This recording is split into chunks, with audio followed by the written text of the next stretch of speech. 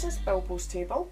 As you can see, it's got its little dark cubby hole, which I put the fleece over to stop any drafts or anything at night. It's just a basic table. I am not an expert in tortoise care by any shape of the imagination, so any suggestions on our tortoise tables would be really great. The table is 4 foot by 2 foot. I am aware that is small. However, it is bigger than they originally had, and we intend on building something outside for them. As you can see, it's topsoil. That's what we use. Topsoil, which is weed free, no chemicals, and I have the little dish with the water in it, the fake plants which Bilbo has absolutely no interest in, his little cactus and calcium block which he has no interest in, but I'll leave it there just in case he wants to nibble at it. He also has his cuttlefish, which occasionally he does nibble at, but it's very occasional. I also, to add some height to the tables, added the plastic containers which I cut doors out of, because believe it or not, for people that don't own tortoises, they climb, and boy do they climb. And I do have to finish adding the pond liner to Bilbo's area, and Bilbo and Frodo will be getting swapped around at some point once I sterilise and clean the top and bottom. Now the reason for that is because if we just head up to Frodo's section, you'll notice that Frodo has a lid. It's a very quick put together lid, because we went out one day and we came back and found him running around the room. He had decided that he was going to get out no matter what and run around. So yes, they can climb, and if the camera can zoom in or can see, clearly he could reach the top of the wood to climb out, because those are Frodo's scratch marks of him trying to get out of the plastic container. And he clearly got a grip on possibly the pond liner at the back where it's not quite reaching the top, or he's stepped on the stick house if it's been close, or he's found a way to get up and over. And this is a bunk bed, so yeah, it's 2 stories high, and he is such a lucky little fellow. So when we got back that day, oh yes, and there he is, he's looking up at the plastic, he's there, he's looking up, he's gauging the height, can he do it, can he not? So yes, at some point we will be swapping these two boys around, because Bilbo has absolutely zero inclination to climb anything. We did put them round this way to start with because Bilbo was the bigger one, and we thought if he did climb he would do himself more damage if he fell out the cage. But we've since discovered Bilbo has no inclination to do anything but sleep, whereas Frodo likes to rampage around the place. Right, now on to the second part of the video. As you can see, this is a tortoise table. It's what they call bunk beds, and this is how I have, and now I am a complete beginner, and herp videos on YouTube range from around 3 years old to 7 years old, so this is what I know on how to clean a tortoise table. Now if this is somehow incorrect, I would really like some tortoise owners to let me know this and tell me what you do. Now I do understand that Frodo's table is a little bit bare, but that is because Frodo climbs.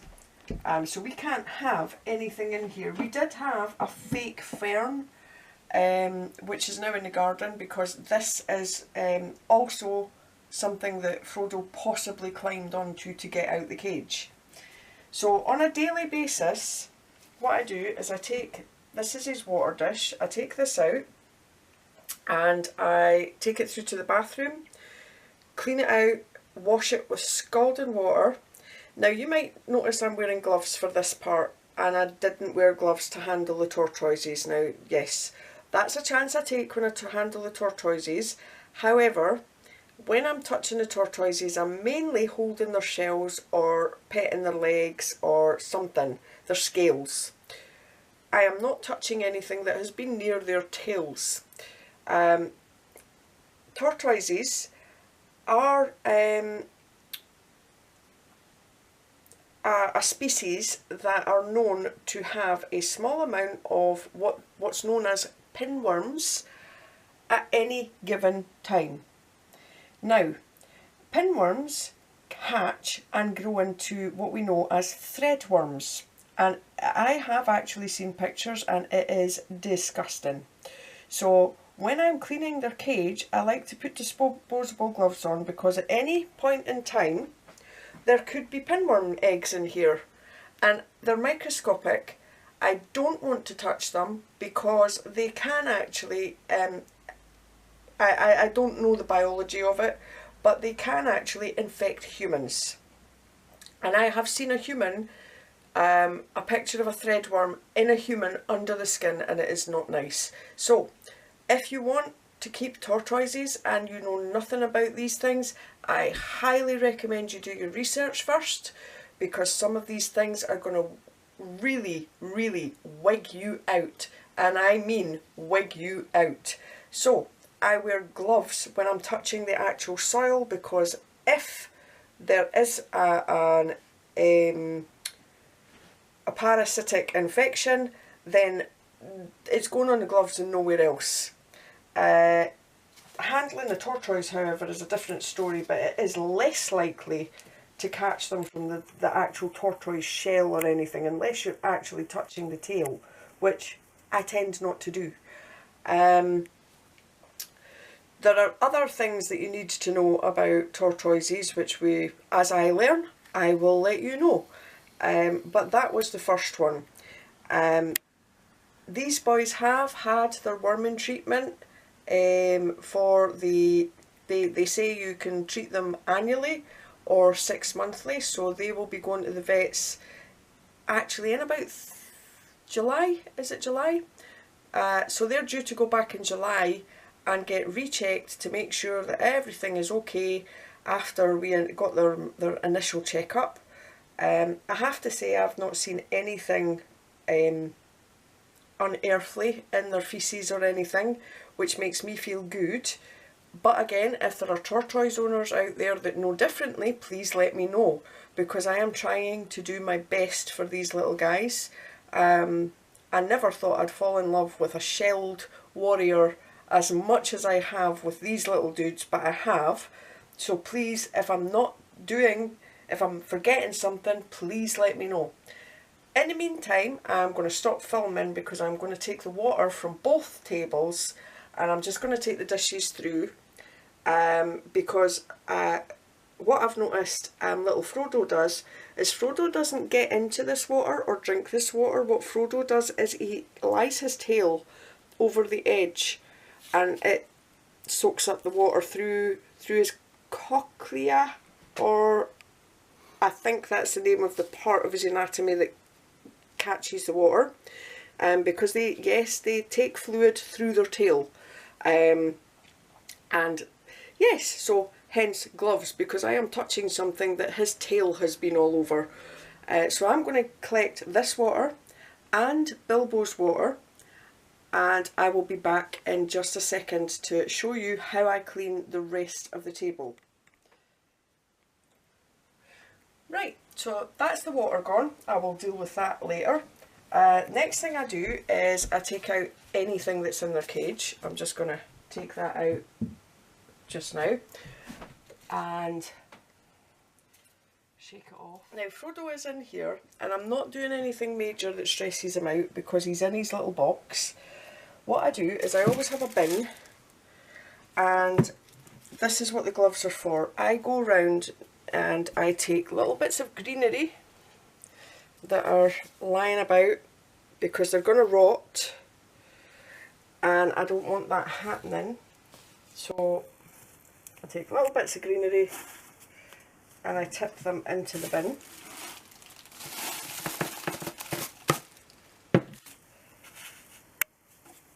Right, and I need to get into that. Now I could use a trowel or a shovel or something, but I actually find it's easier just to pick them up. Right, so right, that's that done. I then check the little box.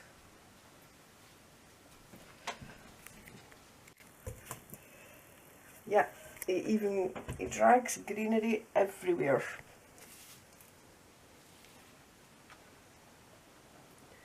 Right, in respect of greenery,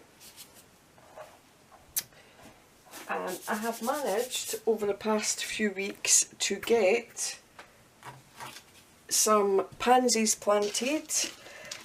We have dandelions growing, of course we do, it's the UK, there are dandelions everywhere.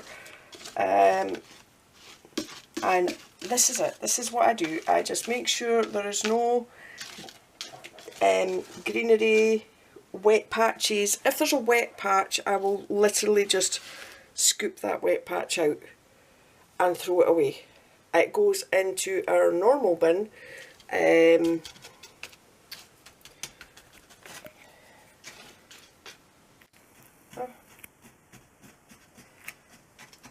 I don't throw any of the soil back into the garden, or throw it into the garden because it didn't come from the garden in the first place. So that's that. And what I do is I just to keep, because these are horse fields, so they still need some humidity, but not a lot. So this is his little box, and over the course of the day the heat will build up in there and it will cause a little bit of humidity for him when he goes to sleep. I then have to wash his slate. But what I do is I also spray this. There are still bits of greenery floating around. You can't actually get them all, but I take out most of what I do, and then every 3 weeks I take out all of this soil and replace it with new soil. So that's every 3 weeks is a full clean, and then day to day this is what I do. I look for faeces, I look for wet patches where they've urinated or urated. Urates are actually easier to see because they're little white specks that dry up. That's greenery. Yeah, okay, it can be mistaken for greenery, but oh, there it is. That's urate that's dried out. So I take that out, and anything else that looks suspicious. Just for the record, before I do the next cage, I change the gloves. I do not use the same gloves for each table because of cross-contamination. So once I've done that, I spray the soil. Now I am on the understanding that they do need some humidity, and it gets really dusty if you do not spray this soil. I'm also aware they suffer respiratory disorders, and this can be irritated by dust or damp, so it's a bit of a catch-22 situation.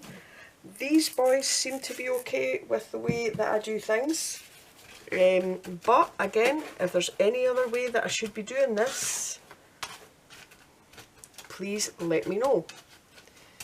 Right, my little dude is in his box. More greenery. And you see the greenery as you fluff up the soil again. So, my little dude is there, and I am just very gently going to move him there so as that I can check. Now, I'm actually quite lucky because he urated this morning and I caught it straight away. And I can see it's all dry, there's no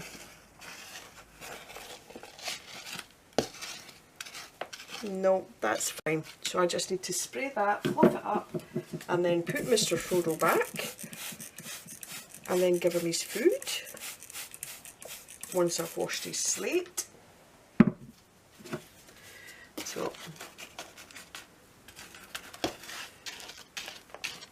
So this is pretty much what I do on a daily basis, twice to both tables.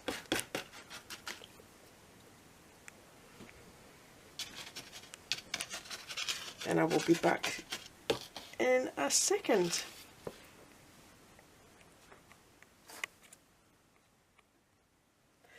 Right, so you can see the water's back, the slate is back. I put the old cuttlefish back in. He's having a little wander. Don't you dare go to bed. All right, he's expecting. This is him expecting his food, because he knows when I clean his cage, I always put food down there. There you go. And that's his food, and he's going to, oh, is he going to eat it? Is he going to try?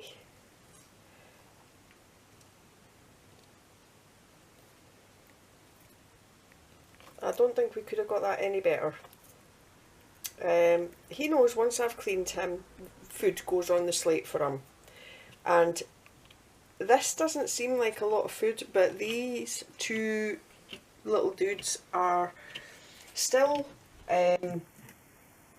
going through a how much they can eat stage. They have days where they eat practically nothing and I panic all day, and then they have days where they just gorge and consume everything that is put in front of them.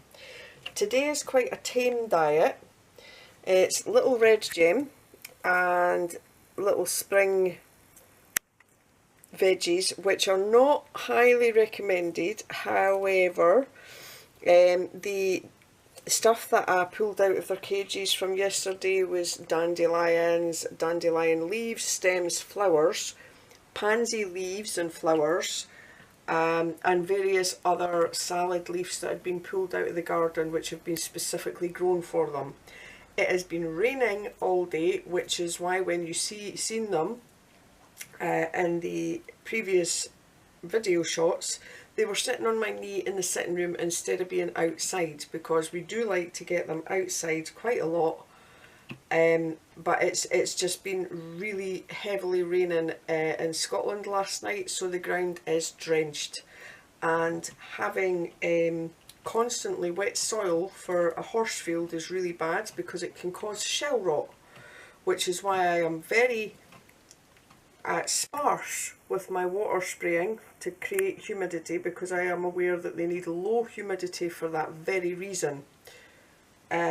So anybody that's looking at this diet, this is not the regular daily diet, this is just the diet for today, because they had quite a varied diet yesterday and they did eat a lot of that. And if they finish this, then yes, later on I will go out and I will pick some more dandelion leaves, possibly a geranium leaf for them.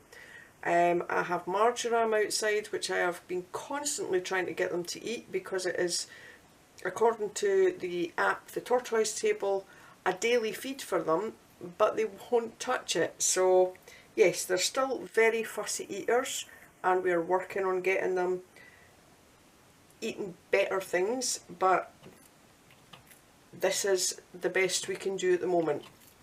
Dandelions and pansies, they have expanded their diet out to those, but that's about it. The other thing that I wanted to quickly discuss was the lights. Now you see on our table one lamp, and that is because we use MVB lights which supply UVA light and vitamin D3. Now tortoises, it's extremely important that tortoises get UV light and vitamin D, because if they do not have vitamin D, they cannot break down any calcium. Now, these guys have had their calcium yesterday. All their food was covered in calcium yesterday. So today they're getting calcium-free salad, which Frodo seems to be thriving on. But without the vitamin D in the light, that calcium powder that we throw all over their food is useless. They cannot break it down if they do not have the right lights. So it has to be an MVB light that has UV light and vitamin D3. Now, a lot of people have a strip light with the vitamin D3 separate, and that's fine, but for our setup, to make it as easy to understand and friendly as we possibly could for our own sakes, this is what we chose. If, however, we have done something wrong with this, I would really like to know in the comments, because again, we have had these tortoises for about 8 weeks now, so we would like to know if there's anything that we should be doing other than adding fake plants and enrichment to this table, because Frodo climbs and can escape. The lid that I've put on here is not very heavy, so we like to keep it as safe as possible. When it is sunny, we are in the UK, we are in Scotland, when it is sunny, the tortoises do get out during the day to wander the garden, and I do have pictures of their tortoise safe area, and the grass area that they get to use, and until we can make some improvements to the garden and get their tortoise tables built out there, this is what we have for them. Have I forgot anything? Right, well, there is no point in you seeing me clean out 2 tables, so for this video I'm going to thank you for watching, and again, any tortoise owners out there that have any further information for me, please feel free. These are Horsfield tortoises, so Mediterranean, and I would really like any information that anyone can give me on them, because I by far am not the expert, but I did notice a lack of up-to-date modern herp YouTube videos, and I thought I would put this one out there for any beginners, and also for any experts out there that want to critique nicely, please, and I will take on board any information given. Thanks, and I'll see you next time. Bye!